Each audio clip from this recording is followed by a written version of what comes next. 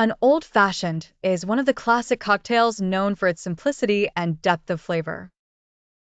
Here's how to make it.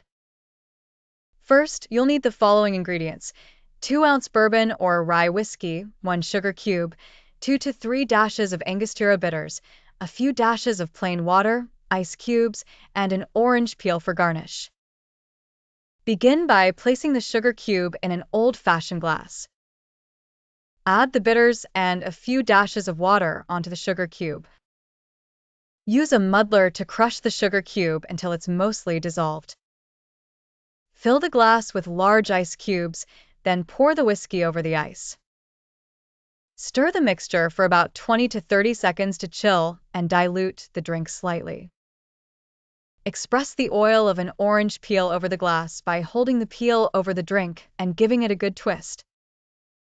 Drop the peel into the glass as a garnish. Your old-fashioned is now ready to enjoy. This cocktail is best savored slowly to appreciate the blend of flavors as the ice melts and the drink continues to evolve.